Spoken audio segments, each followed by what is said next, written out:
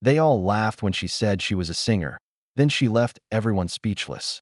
The needle slipped, and a drop of crimson bloomed across the ivory silk. Rena Moretti stared at her fingertip, watching the blood well up like a tiny accusation. Around her, the costume room of the Grand Marlowe Theater hummed with the familiar chaos of opening night. Sequins scattered like fallen stars, fabric scraps carpeting the floor like autumn leaves, and the distant sound of the orchestra tuning their instruments. "Rena, where's Vivian's backup corset?" Marcus, the costume supervisor, burst through the door, his face flushed with pre-show panic. His eyes barely registered her presence as they swept the room. The zipper on her main one just split during dress rehearsal. She set down the needle and thread, sucking the blood from her finger. "Top shelf, behind the Victorian pieces," she murmured, her voice nearly lost in the rustling of fabric as she moved to retrieve it. 27 years old, and she'd perfected the art of being invisible. Marcus snatched the corset without a word of thanks, already halfway out the door. "And make sure those chorus costumes are pressed and ready. We go up in 2 hours." The door slammed, leaving Rena alone with the ghosts of her ambitions.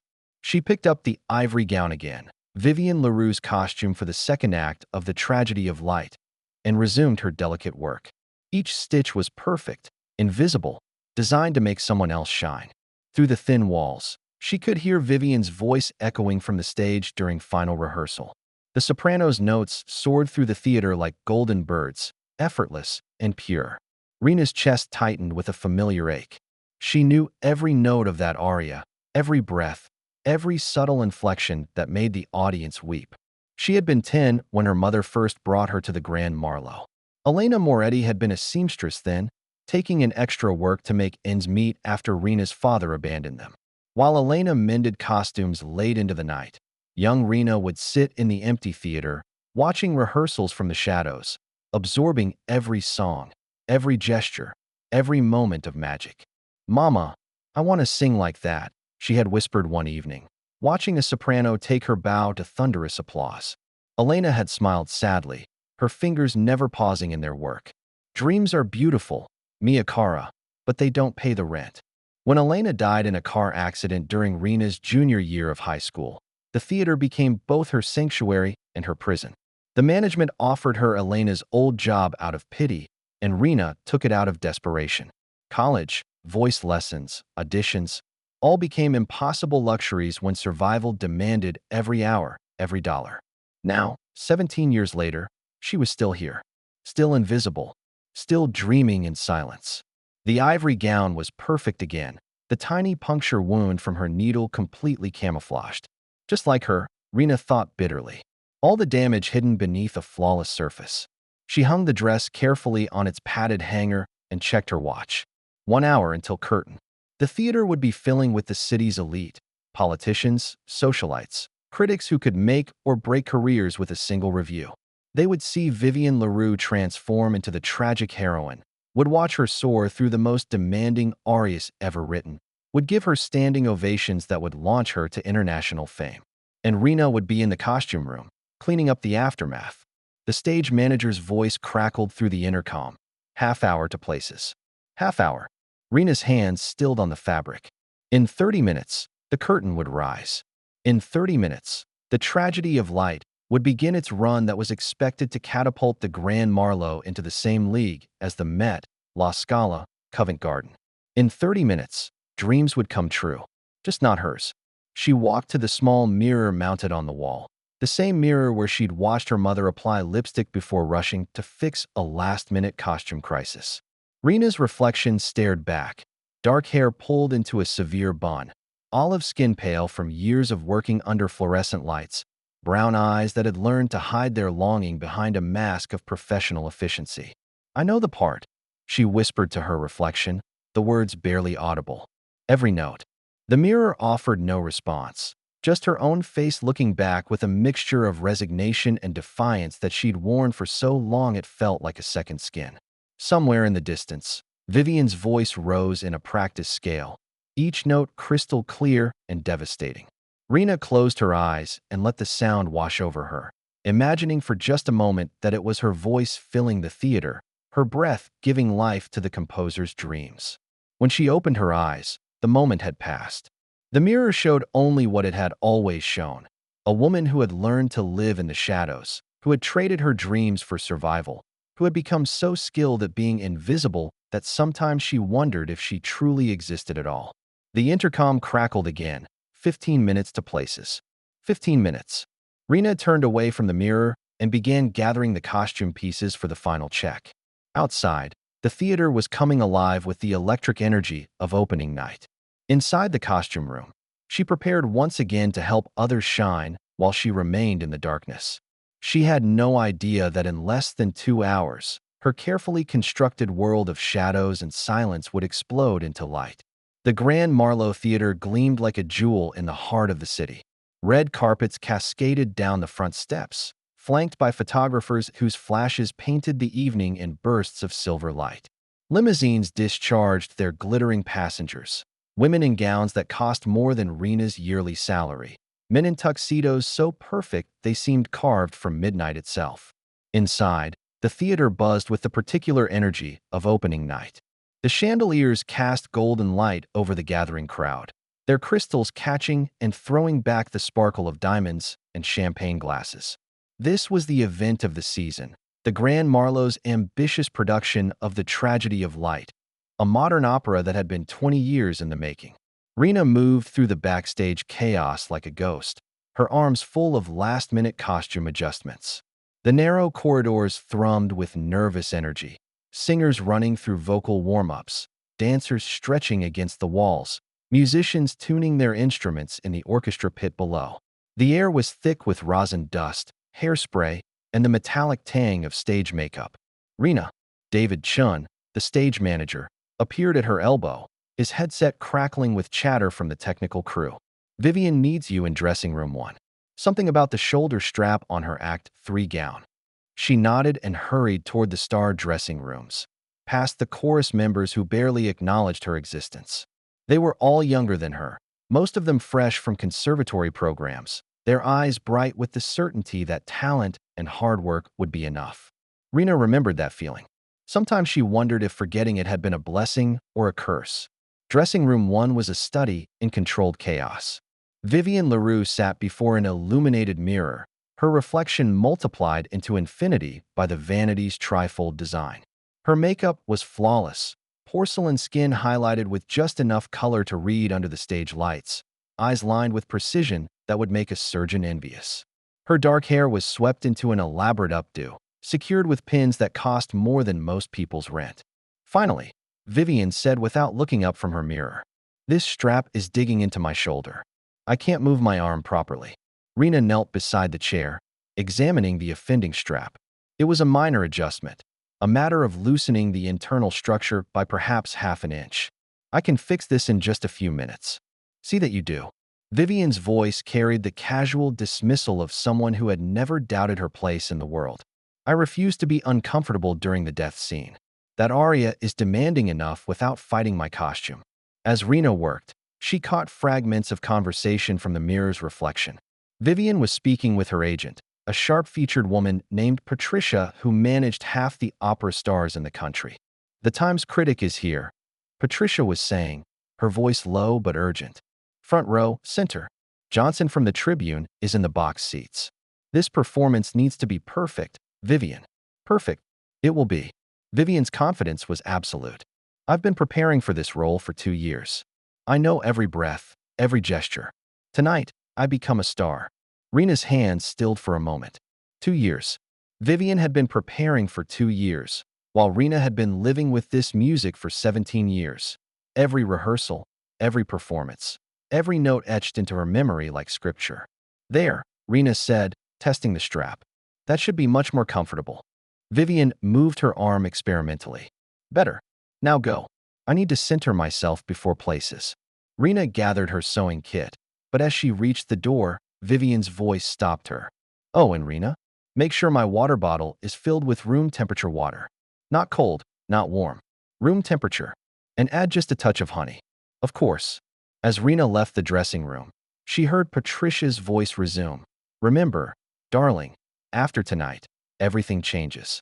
The recording contract, the European tour, the film offers, it all starts with these 3 hours. The corridor stretched before Rena like a tunnel leading back to her invisible world. She passed the chorus dressing room, where younger singers were applying final touches to their makeup, their voices weaving together in nervous harmony. Through the open door, she caught a glimpse of herself in their mirror, a figure in simple black, carrying a sewing kit like a badge of servitude. 10 minutes to places. The stage manager's voice echoed through the backstage area. 10 minutes. Rena filled Vivian's water bottle and added the honey, stirring it until it dissolved completely. The mixture was the exact temperature, the exact consistency that the soprano required. She had learned long ago that perfection in the details was what separated the professionals from the amateurs. As she returned to the dressing room, she passed the wings where the chorus was gathering for their opening number. Their voices rose in warm-up exercises, scales and arpeggios that painted the air with silver. Rena found herself humming along under her breath, her voice instinctively finding the harmony lines she had memorized from countless rehearsals. Rena sings? She turned to find James Morrison, one of the baritones, looking at her with surprise. He was young, perhaps 25, with the kind of classical good looks that opera companies loved, strong jaw, expressive eyes, the bearing of someone born to command attention. No, I was just. Rena felt heat rise in her cheeks. Sorry, I didn't realize I was humming. Don't apologize. You have a lovely voice. James smiled, and for a moment, Rena glimpsed the kindness that existed beneath the competitive surface of the opera world. Have you ever thought about auditioning for the chorus? We're always looking for good voices. The question hit her like a physical blow. Auditioning. The word belonged to another life, another version of herself who had never learned that dreams were luxuries she couldn't afford. I don't really sing, she stammered. I mean, not professionally. I just. Places everyone. David's voice cut through the moment. Places for the top of show. James gave her an encouraging nod before joining the gathering chorus. Rena watched them arrange themselves in the wings, their faces glowing with the anticipation of performance. In moments, they would step into the light, their voices joining to create something larger than themselves. She delivered the water bottle to Vivian, who accepted it without acknowledgement, her focus entirely on the mirror and the transformation taking place within its frame. The soprano's breathing had shifted into the controlled rhythm of pre-performance meditation, her eyes closed as she ran through the opening aria in her mind. 5 minutes to places, David announced. 5 minutes. Rena made her way to the back of the house, where she always watched performances from the shadows. The theater was full now, nearly 2,000 of the city's most influential people settling into their seats. The orchestra was tuning, the sound washing over the audience like a promise of the beauty to come.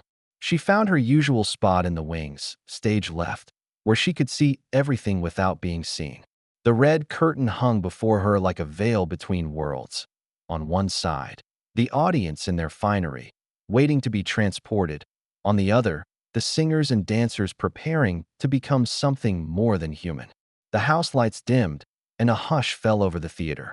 In the darkness, Rena could feel the collective intake of breath, the moment when hundreds of individual heartbeats synchronized into a single pulse of anticipation. The conductor raised his baton, and the first notes of the tragedy of light began to unfold.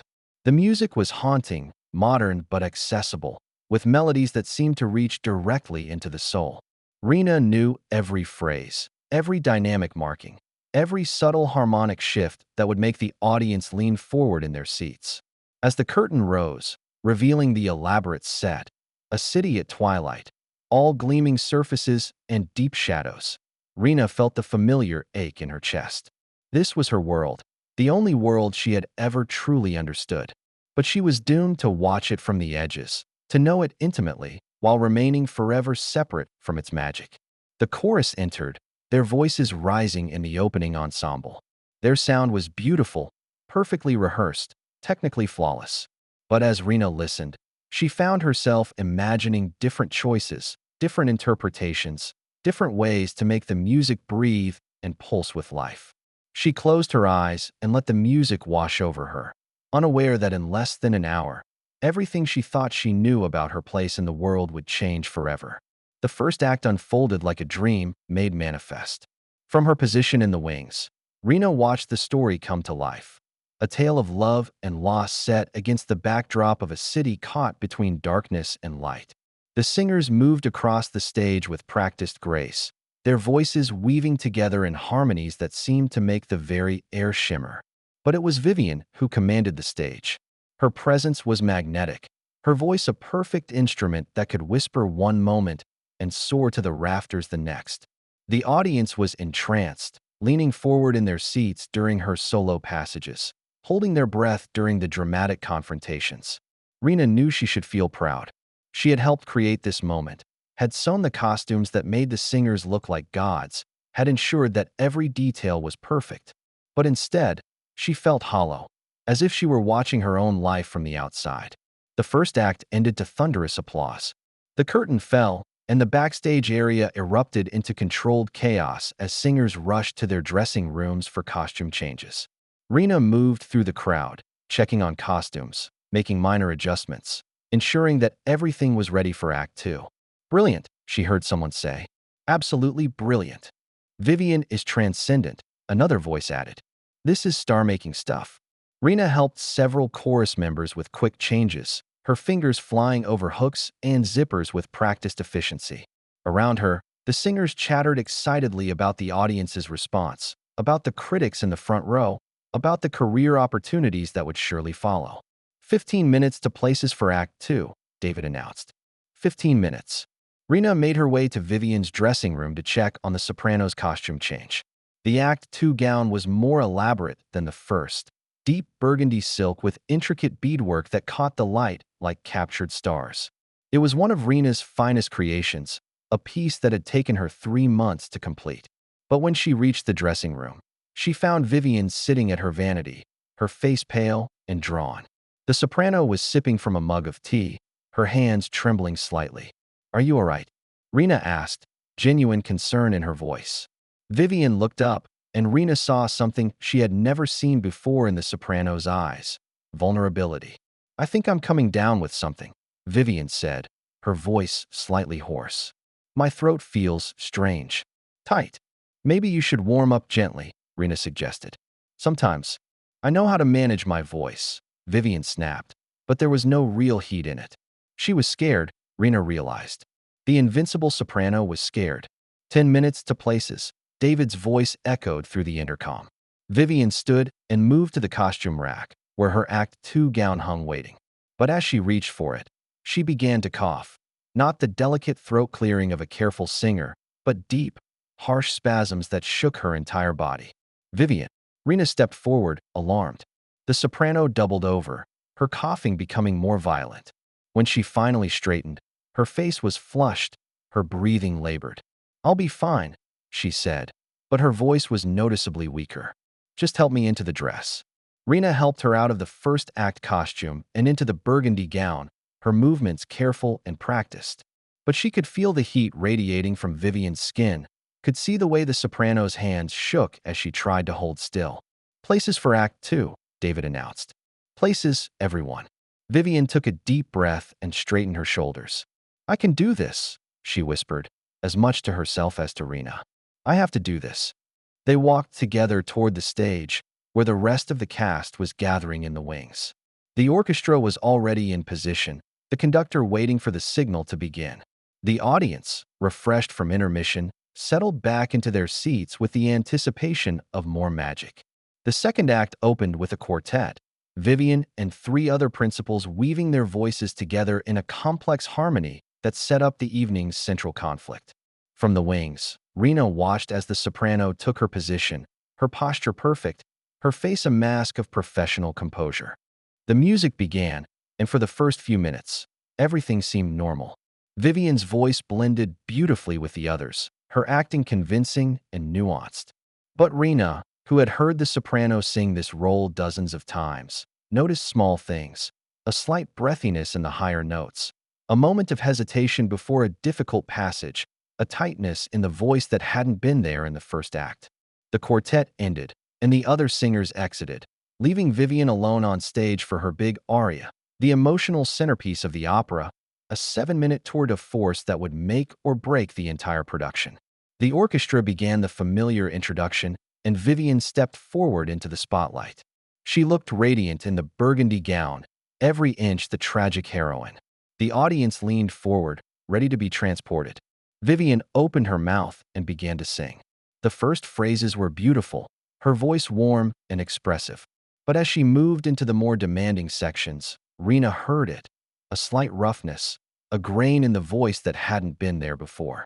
Vivian pressed on, her professionalism carrying her through the challenging passages.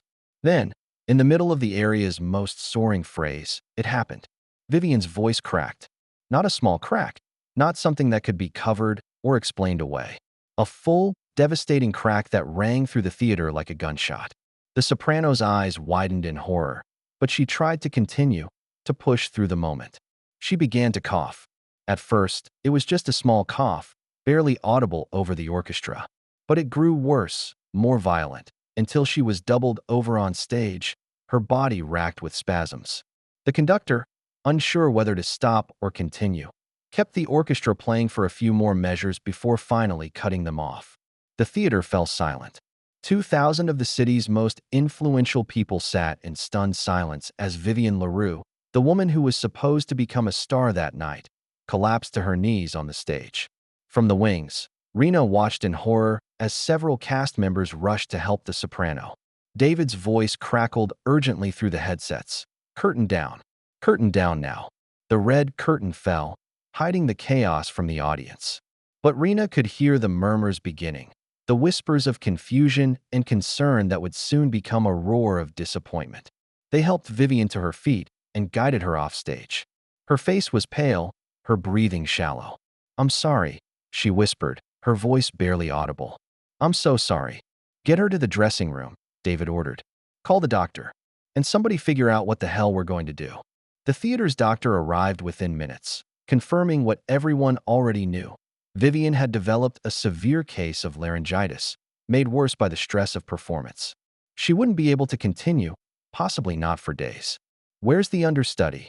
the director, Martin Westbrook, demanded. He was a small man with prematurely gray hair and the kind of intensity that made everyone around him nervous. "Sarah Morrison called in sick this morning," David replied. "Food poisoning. She's in the hospital."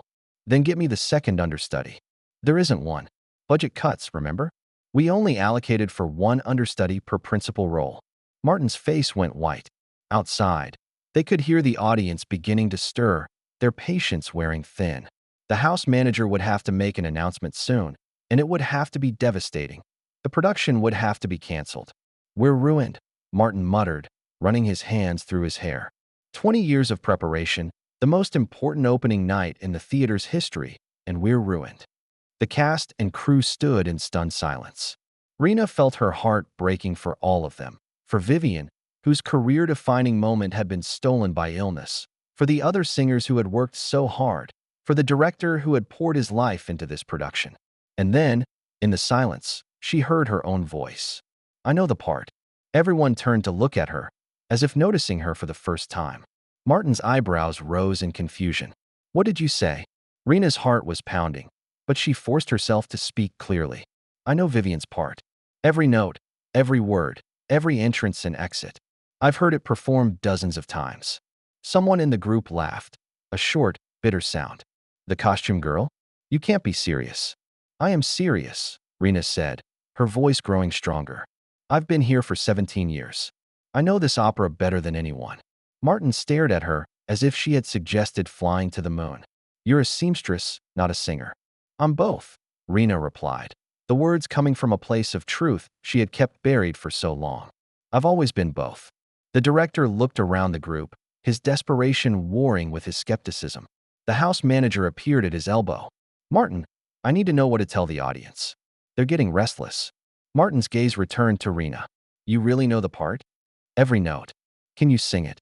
Rena thought of all the nights she had spent alone in the empty theater, her voice echoing off the walls. She thought of the dreams she had buried, the talent she had hidden, the life she had been too afraid to claim. "Yes," she said. "I can sing it." Martin closed his eyes for a moment, weighing the impossible choice before him.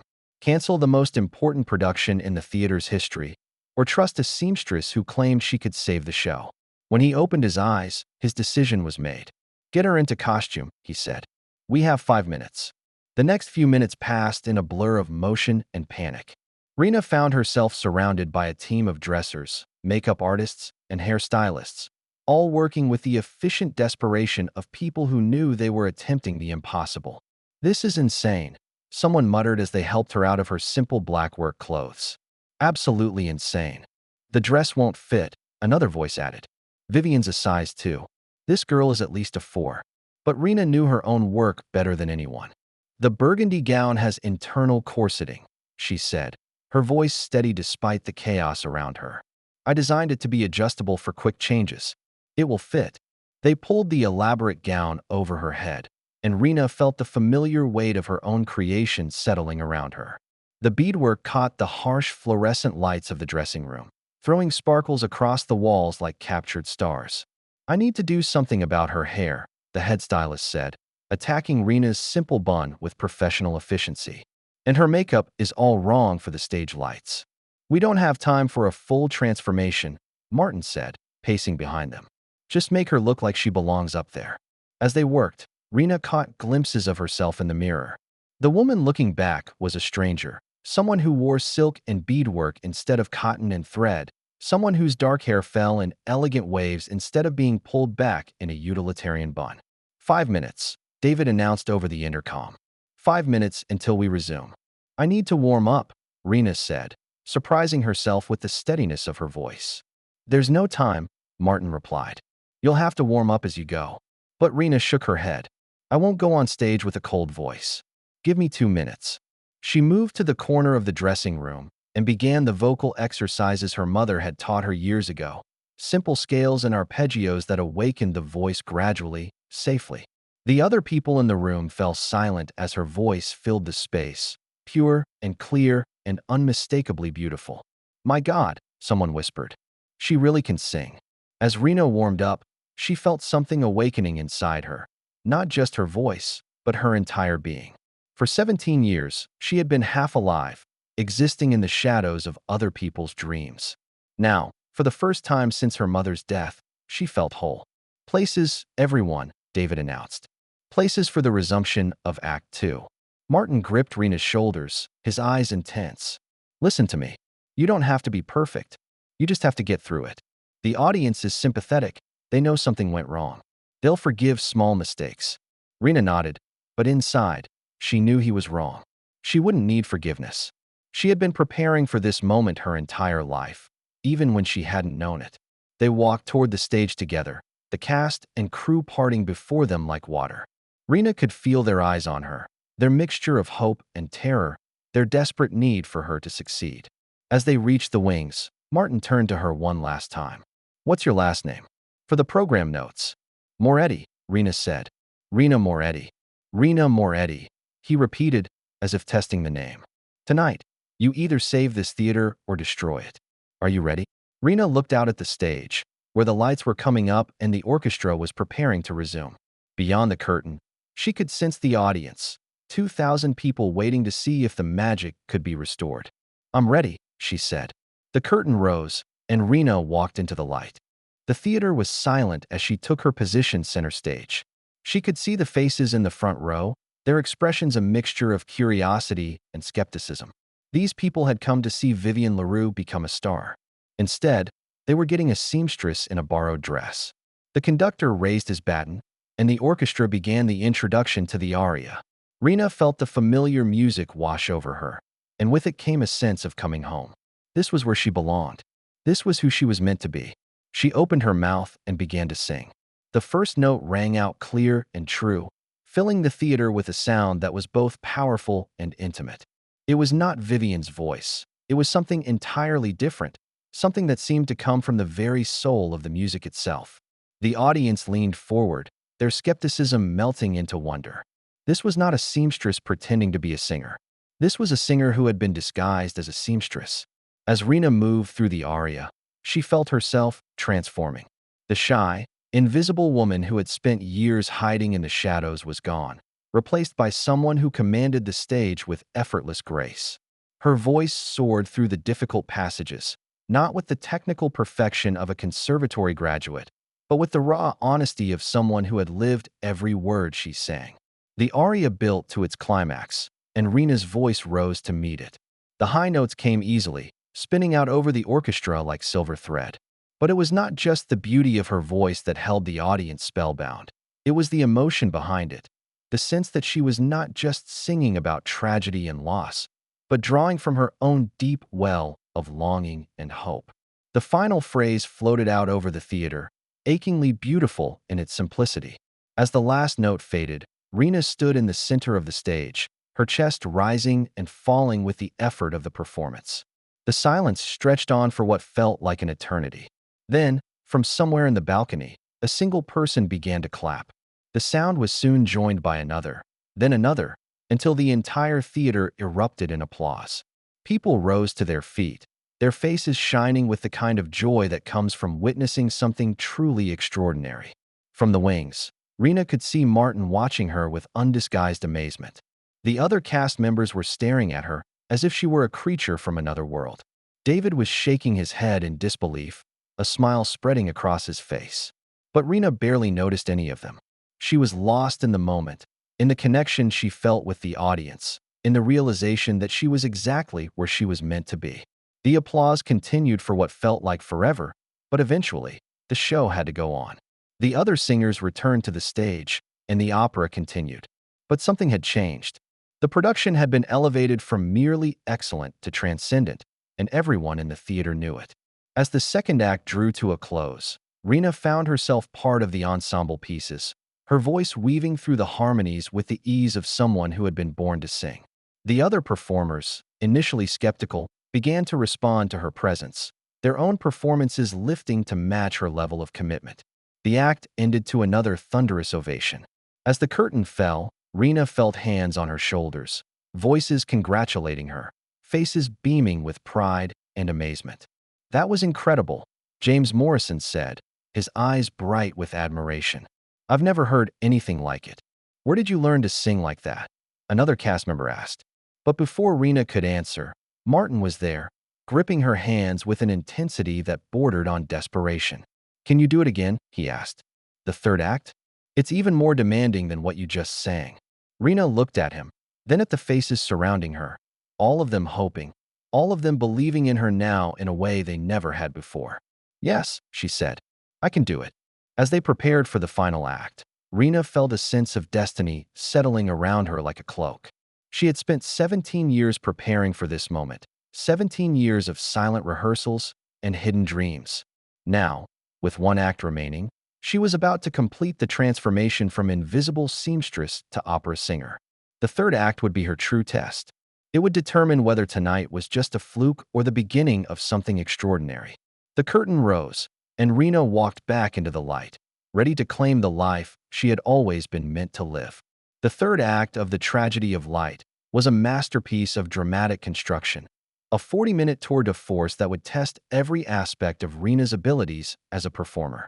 The act opened with a complex ensemble piece, moved through several demanding duets, and culminated in a final aria that was considered one of the most difficult pieces in the modern operatic repertoire. As the curtain rose, Rena felt a calmness descend upon her that she had never experienced before. The nervous energy of the second act had been replaced by something deeper, a sense of purpose, of rightness, of being exactly where she belonged. The opening ensemble was a delicate balance of 6 voices, each representing a different aspect of the protagonist's internal struggle. Rena found herself at the center of the musical web, her voice serving as the emotional anchor around which the others orbited.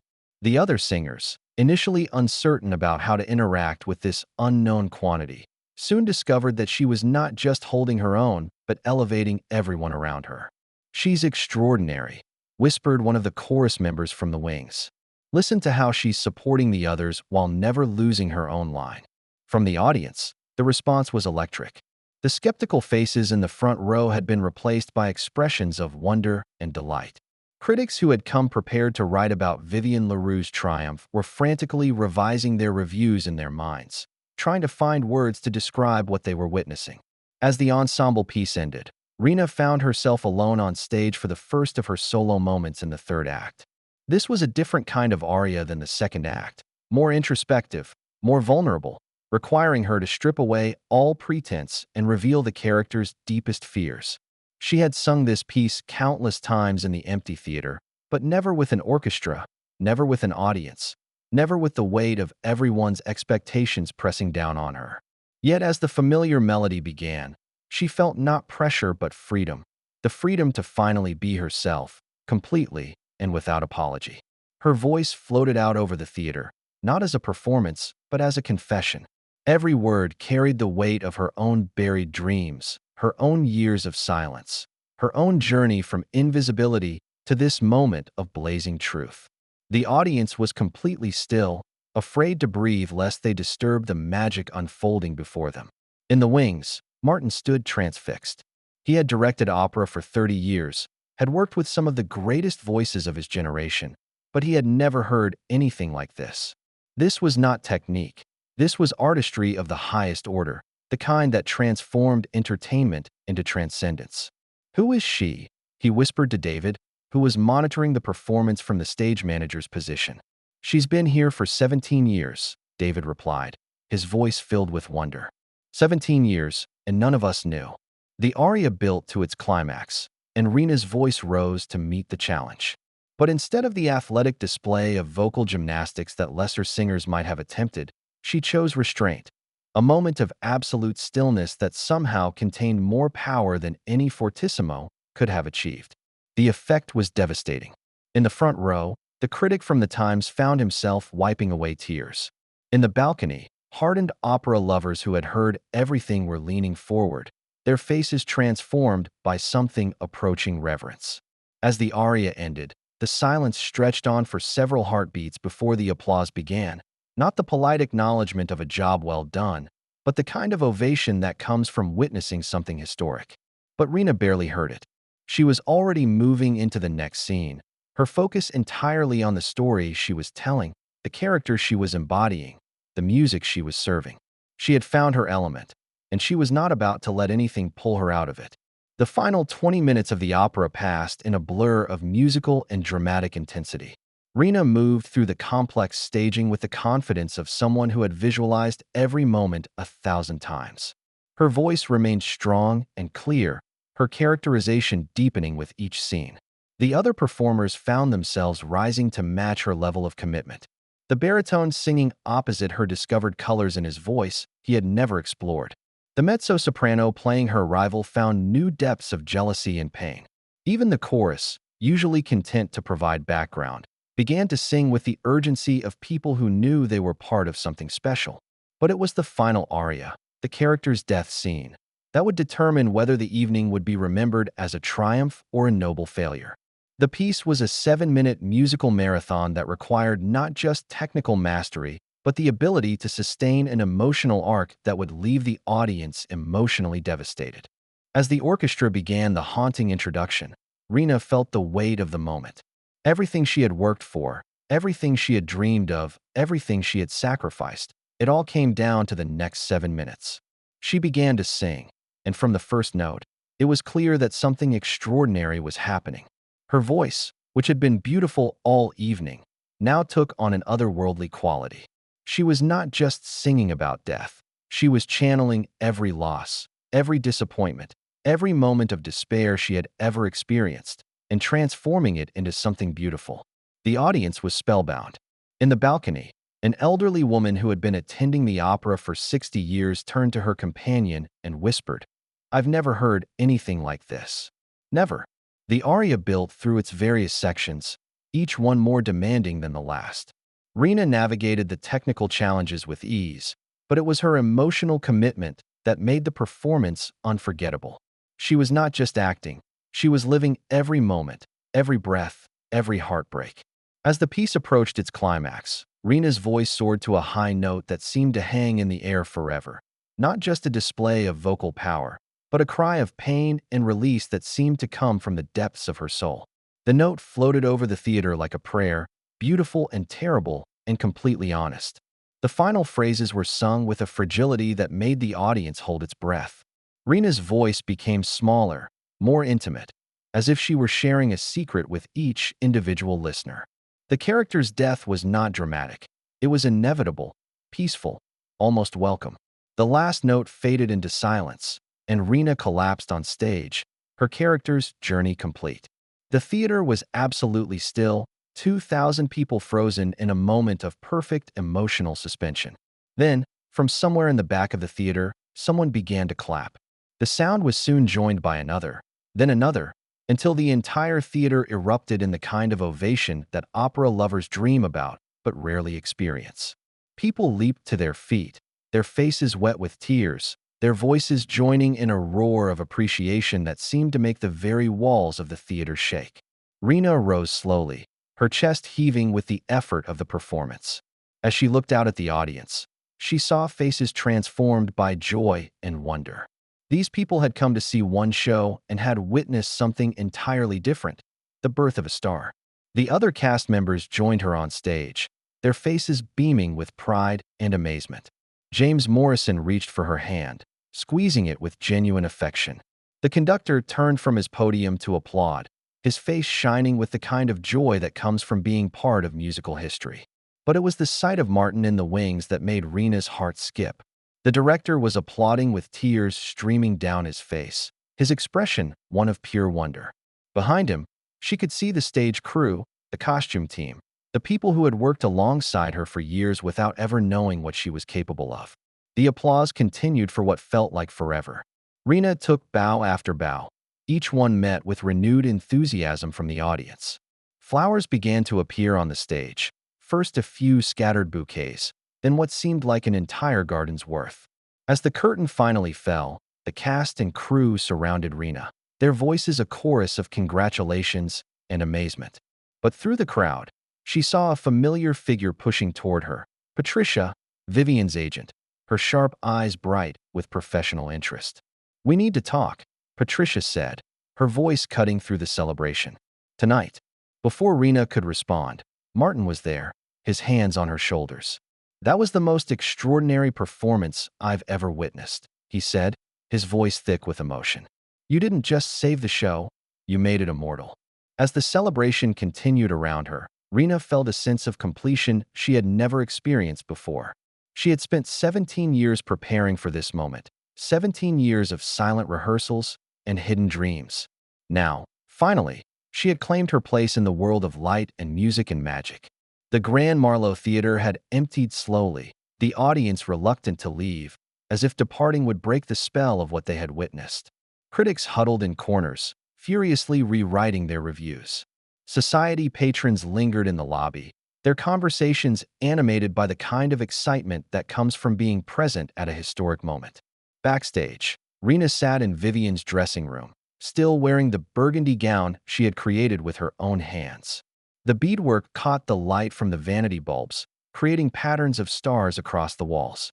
Her makeup was smudged, her hair had escaped its elaborate styling, but her eyes were bright with the kind of exhaustion that comes from giving everything you have to something you love. Patricia paced the small room like a caged predator, her phone pressed to her ear as she conducted a series of rapid-fire conversations. "No, I'm telling you, she's the real thing. I don't care if she's never performed professionally before." "Yes," I said, seamstress, "but did you hear what I just told you about her voice?"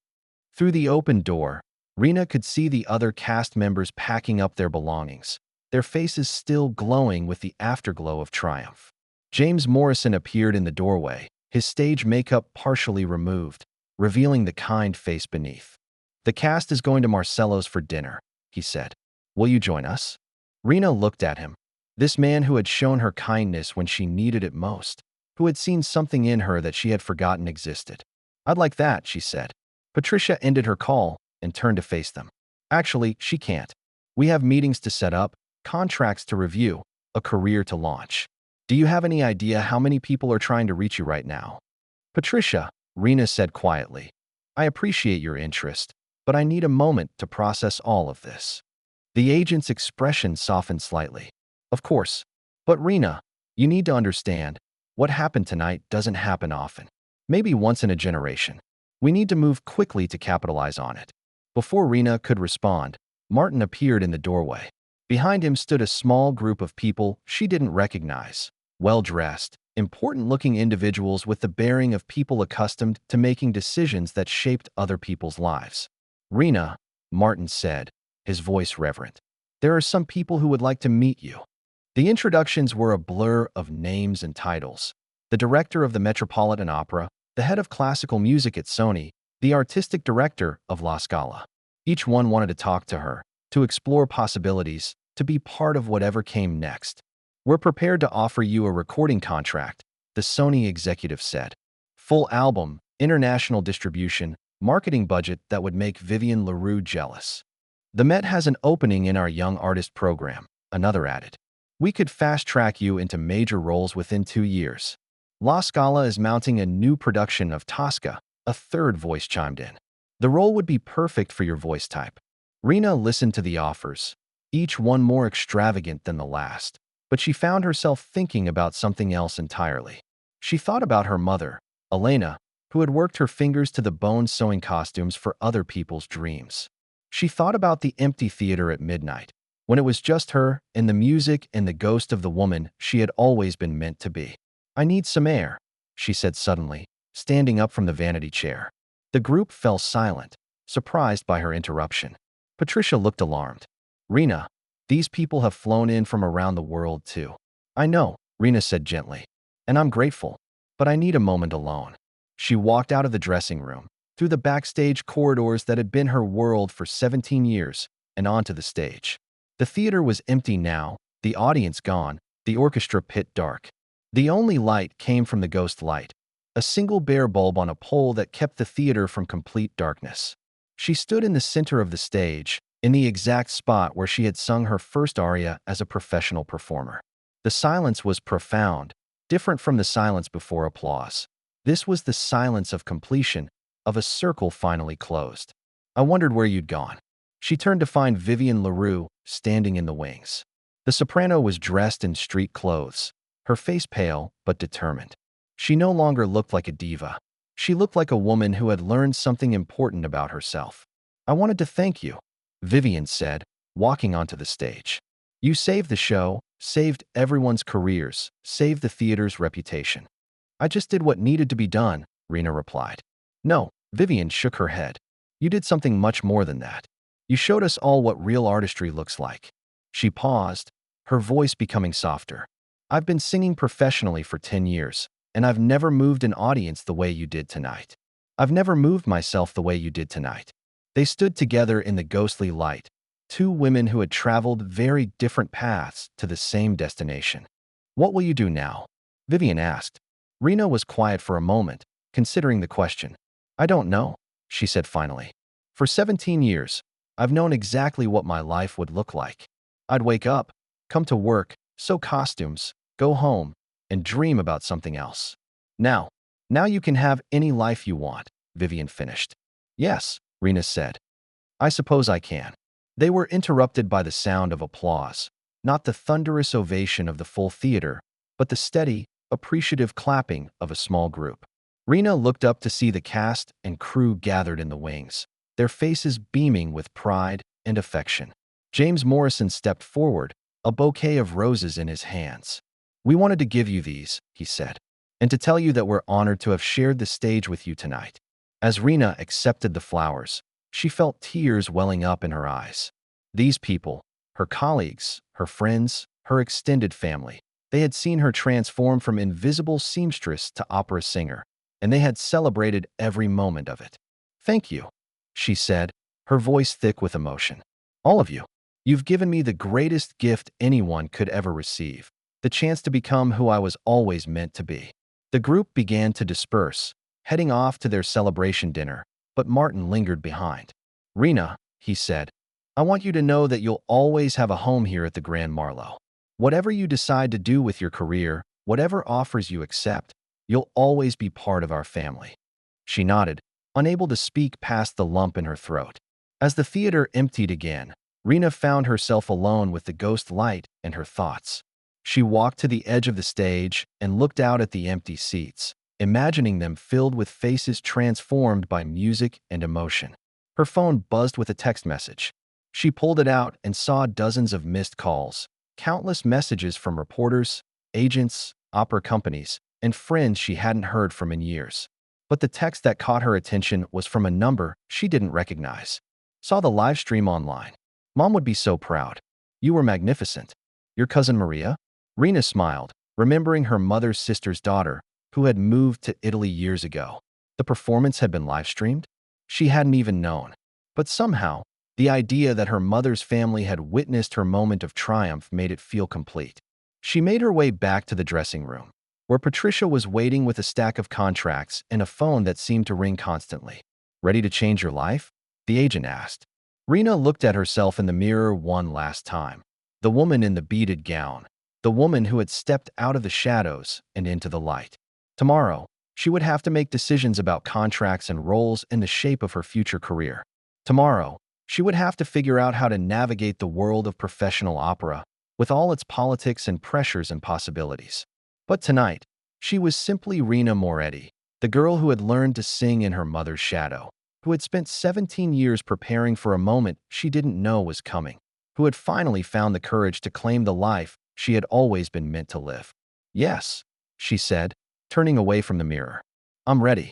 As she left the dressing room for the last time as a seamstress, she could hear the ghost light humming in the empty theater, a sound like a lullaby, like a promise, like the first note of a song that would never end. The newspapers the next morning would call it the night magic returned to opera. The critics would write about witnessing the birth of a major new voice. The recording of her performance would go viral, attracting millions of views and changing the landscape of classical music. But for Rena, walking out of the Grand Marlowe Theater in the early hours of the morning, still wearing the gown she had sewn with her own hands, the most important thing was simpler than fame or fortune or critical acclaim. She had found her voice. She had found herself. And she had learned that it's never too late to become who you were always meant to be. The city was quiet around her, but Rena could still hear the music, not just the opera she had performed, but the symphony of her own life, finally playing in the key it was meant to be in. They had all laughed when she said she was a singer. But that night, she had left everyone speechless. And her new life was just beginning. If you made it to the end, please like the video and subscribe to our channel. It truly means the world to us. See you in the next one.